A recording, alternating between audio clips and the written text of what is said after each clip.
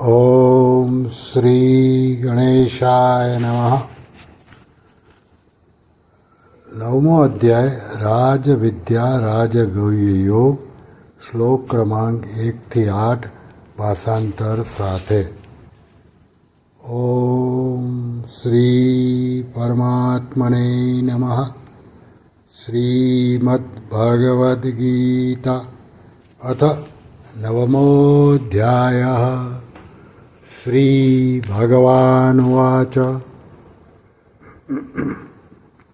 ઇદં તુ તે ગુહ્યતમં પ્રવક્ષ્યામનસૂયવે જ્ઞાનં વિજ્ઞાનસહિतं યજ્ઞાત્વા મોક્ષે શુભાત. શ્રી ભગવાન બોલ્યા, તારા જેવા શુદ્ધ હૃદયના ભક્ત માટે આ પરમગોપનીય વિજ્ઞાન સહિત જ્ઞાનને ફરીથી સમ્યક રીતે કહું છું કે જેને જાણીને તું દુઃખરૂપ સંસારથી છૂટી જઈશ.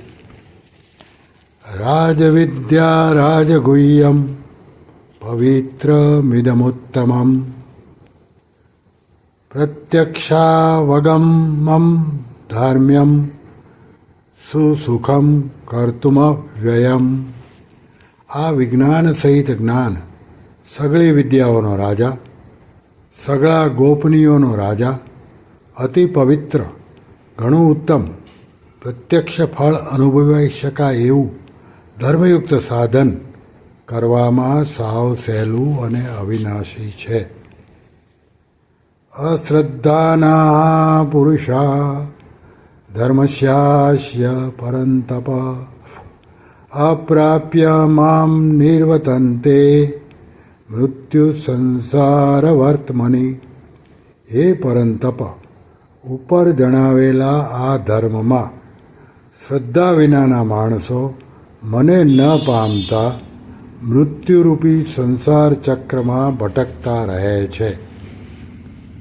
મયા તતમિદં સર્વં જગદવ્યક્તમૂર્તિના મત્સ્થાની સર્વભૂતાની ન ચાહમ તેષ્વસ્થિતઃ.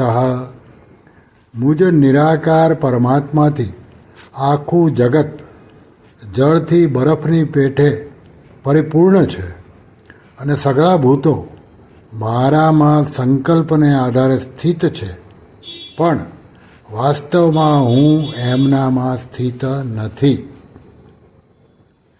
ન ચ મસ્થાની ભૂતાની પશ્ય મે યોગમૈશ્વરમ ભૂતભૃન્ન ચ ભૂતસ્થો મમાત્મા ભૂતભાવનઃ.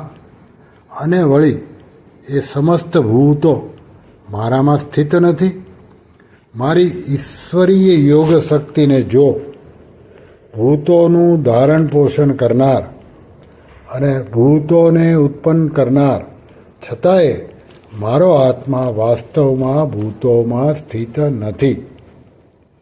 યથાકાશ સ્થિતો નિત્યમ વાયુ સર્વત્ર ગો મહાન તથા સર્વાણિ ભૂતાની મસ્થાનિત્યુપધારય. જેમ આકાશથી ઉદ્ભવેલો સર્વ બાજુએ વિચરનાર અતિ વિસ્તૃત વાયુ સદા આકાશમાં જ સ્થિર છે, એ જ રીતે મારા સંકલ્પ દ્વારા ઉત્પન્ન હોવાને લીધે સગળા ભૂતો મારામાં સ્થિત છે એમ સમજ. સર્વભૂતાનિ કૌન્તેય પ્રકૃતિમ યાન્તિ મામિકામ કલ્પક્ષયે પુનસ્તાની કલ્પાદૌ વિસૃજામ્યહમ. હે કૌંતેય, કલ્પોના અંતે બધા ભૂતો મારી મૂળ પ્રકૃતિને પામે છે, એટલે કે પ્રકૃતિમાં લય પામે છે, અને કલ્પોના આરંભે એમને હું ફરી સર્જું છું. પ્રકૃતિમ સ્વામવષ્ટભ્ય વિસૃજામિ પુનઃ પુનઃ ભૂતગ્રામિમં કૃત્સ્નમ અવશમ પ્રકૃતેર્વશાત. પોતાની પ્રકૃતિને સ્વીકારીને સ્વભાવના બળને લીધે વશ થયેલા આ આખાય ભૂત સમુદાયને વારંવાર એમના કર્મો અનુસાર સર્જું છું. નારાયણ નારાયણ નારાયણ.